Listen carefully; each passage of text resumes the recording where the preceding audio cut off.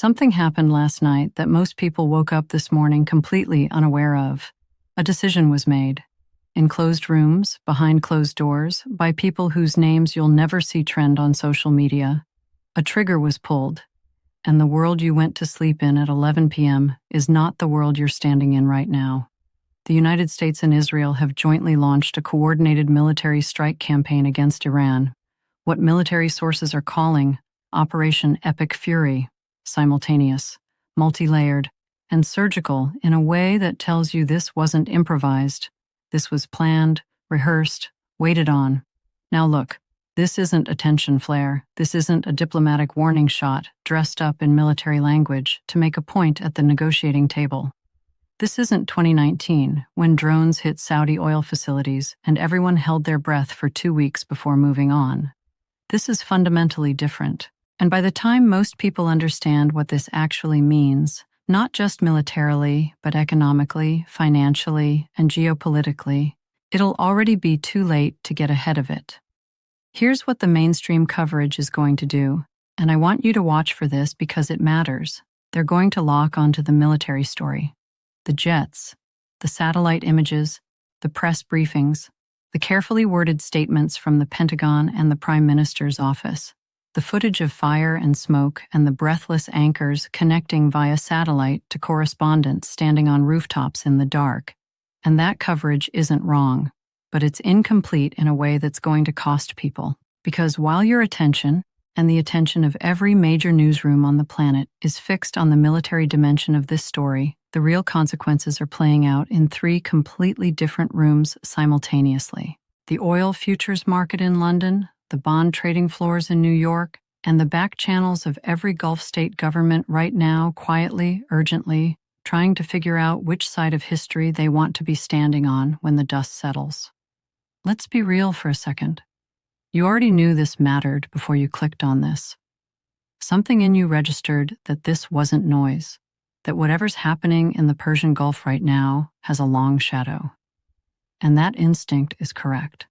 This isn't another flare-up that gets forgotten between news cycles. This one is structural. This one has consequences that extend far beyond the region. And those consequences have already started moving, whether the cameras are pointed at them or not. So let's actually map this out properly, starting from the beginning. Chapter 1. What actually happened? Let's start with what we know and be honest about what we don't. Based on early open-source intelligence reporting, signals analysis, and what military analysts tracking flight patterns and communications intercepts have pieced together, the opening wave of Operation Epic Fury was a 3-phase operation executed with a level of coordination that doesn't happen overnight. Phase 1 was Israeli F-35 Adirs, flying stealth-configured from undisclosed forward positions, struck the Fordo fuel enrichment facility. Now, if that name doesn't immediately register, understand why it should. Fordo isn't a surface-level target. It's buried deep inside a mountain in central Iran, specifically engineered to survive conventional military strikes. The Iranians built it that way on purpose. They put it there because they understood that one day someone might come for it. The fact that it was targeted in the opening phase tells you something critical about the munitions involved. Specifically, it tells you the planners believed they had sufficient penetration capability. Almost certainly, Americans supplied GBU-57 massive ordnance penetrators, the largest conventional bunker-busting bombs in existence, to actually breach it. That's not a symbolic strike. That's a genuine attempt at destruction. Phase 2 was American. U.S. naval assets in the region simultaneously struck Iran's S-300 surface-to-air missile batteries along the Western Approach Corridor, clearing the airspace, making sure the next wave of aircraft had room to operate without being engaged. That's a professional military decision. You don't clear air defenses unless you're planning to use that airspace again. Phase 3 hit Natanz, Isfahan, and Parshan, the core of the Iranian nuclear program, the centrifuge halls, the enrichment infrastructure that took decades and billions of dollars to build. Now here's what we genuinely don't know yet. Full battle damage assessment takes time. Nobody outside a very small circle inside the Pentagon and Israeli military intelligence has the complete picture yet. But there are readable signals even in the absence of official confirmation. Iranian state television went dark for 47 minutes immediately after the strikes were reported. That's not a technical error. That's not a scheduled outage. A 47-minute blackout of state broadcast in the immediate aftermath of a military strike is a command structure absorbing a shock. It's leadership scrambling. It's a system that wasn't fully prepared for the speed and scale of what just hit it. And the Iranian supreme leader's first public statement, when it came, was notably short, defiant in language, but short. And in the language of authoritarian governments under pressure, brevity in a crisis isn't confidence, it's time buying. So what does all of that tell us? It tells us this wasn't a warning. The operational objective was degradation, maximum first strike degradation. This was designed to do damage, not signal intent. The intent was already known. The execution is what changed last night. But here's the part your financial advisor isn't going to call you about this morning. Because the military strike? That's just the opening move on the board. What comes next, the economic and financial shockwave, is where this story becomes genuinely dangerous for people who aren't paying attention. Chapter 2. What hits your wallet? First, let's talk about oil, because everything eventually comes back to oil. Within hours of confirmed strike reporting, Brent crude spiked, and the initial analyst response, the one you're going to see on financial news networks, will be some version of markets are pricing in uncertainty, not confirmed disruption. They'll say it's a knee-jerk reaction. They'll talk about strategic reserves. They'll try to walk the number back with calm language. Don't buy that framing. Here's why. Iran doesn't need to physically close the Strait of Hormuz to trigger a global energy crisis. They don't need to park warships across the narrowest point and turn away tankers at gunpoint. All they need to do is make the strait feel dangerous enough that the insurance underwriters in London and Zurich, the people who actually decide whether shipping companies can afford to send tankers through that water, pull or price spike their coverage. That happened in 2019. During tensions that were significantly less severe than what we're waking up to today. Hormuz transit insurance rates more than doubled within a week, not because anything had been physically blocked, because the risk of something happening had crossed a threshold that actuaries couldn't ignore. And that single underwriting decision, made in an office building in the City of London by people whose names never appear on television, does more measurable damage to global energy supply chains than a missile strike on a tanker would. Because once the insurance cost spikes, shipping companies have a choice: absorb the cost and raise the price of everything that moves through that water, or reroute around the Cape of Good Hope and add 2 to 3 weeks to every voyage. Both options are inflationary. Both options have consequences that touch every economy on Earth. Nearly 20% of the world's oil transits the Strait of Hormuz. Think about that number. 1 in 5 barrels of oil on the planet passes through a choke point that is, at its narrowest, 21 miles wide. That's the throat of the global economy. And it just got put under direct military and geopolitical pressure. If Hormuz disruption is sustained, not blocked, just disrupted, oil price trajectory over the following 3 to 5 weeks could move into territory that makes the 2022 energy crisis look like a practice run. And that's not alarmism. That's actuarial math applied to a constrained supply scenario. Now here's where it compounds. Everything moves on fuel. Groceries, manufacturing, air freight, construction, medical supply chains. Every sector of every modern economy has an energy cost embedded in it, usually several layers deep, and every one of those costs just went up overnight. It doesn't show up immediately, but it shows up. It always shows up, usually about 4 to 6 weeks later, when it's already too late to do anything about it. And now here's the trap that the Federal Reserve walks straight into. They've spent the better part of 2 years trying to thread the needle on inflation, raising rates to cool an overheated economy without cracking the labor market or triggering a recession. It's been a delicate, exhausting balance. A sustained energy shock doesn't just add pressure to that situation. It resets the entire calculus. Do they raise rates to fight energy-driven inflation? That crashes a market that's already pricing in war risk premium. Do they hold or cut to avoid economic contraction? That lets inflation run hot again, potentially re-anchoring expectations in a way that's very hard to walk back. There is no clean answer, and either direction creates a category of losers, and there's a reasonable chance that category includes retail investors, mortgage holders, and people with fixed savings who can't maneuver quickly. Watch the 10-year Treasury yield in the first 48 hours. Not the stock market, the bond market. If money is flowing into treasuries, institutions think this is containable. Prices rise, yields fall. That's the signal for controlled fear. But if yields are rising while all of this is happening, if institutions are selling treasuries even in the middle of a crisis, that's a different kind of signal entirely. That's the market saying it's not sure the traditional safe haven trade works the way it used to. And that's a conversation we need to take seriously. Now, I know what some of you are thinking right now. You've seen this before. The Middle East escalates. Everyone panics. It blows over. It always blows over. And 2 months later, we're all talking about something else entirely. I want you to sit with that assumption for a moment.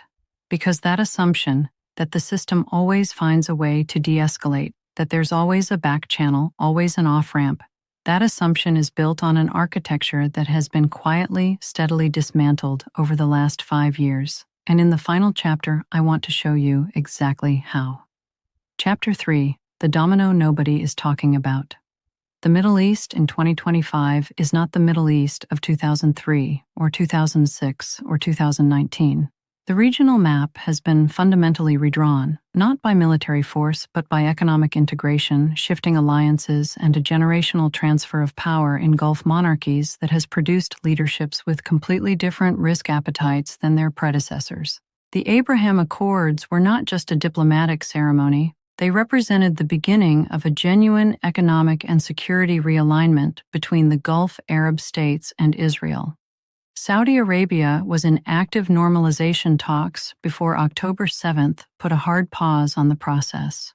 The UAE has deep financial and technology integration with Israeli firms, Bahrain, Morocco. The architecture of a new regional order was being built, brick by brick, and now that architecture is under the most severe stress test it has ever faced. Because Iran isn't just responding to a military strike, Iran is performing for an audience that includes Hezbollah in Lebanon, the Houthis in Yemen, Shia militia networks across Iraq, and affiliated groups in Syria. The so-called Axis of Resistance, the network of non-state armed actors that Iran has spent 40 years cultivating, funding, training, and positioning as a distributed deterrent against exactly this kind of moment. That network was already under significant pressure before last night. The Lebanese front had been degraded. Hamas had been fractured. The Houthis, despite continuing to operate in the Red Sea, had been increasingly isolated diplomatically and economically. Iran's forward deterrent, the thing that was supposed to make any strike too costly to contemplate, had been quietly diminished. And now Iran's leadership faces a choice that is genuinely historic in its weight. If they absorb the strike and respond minimally, they lose face with every proxy they've spent decades investing in. They signal that the deterrent doesn't work. They invite the conclusion, in Riyadh, in Ankara, in Moscow, in Beijing, that the Islamic Republic can be struck without consequence.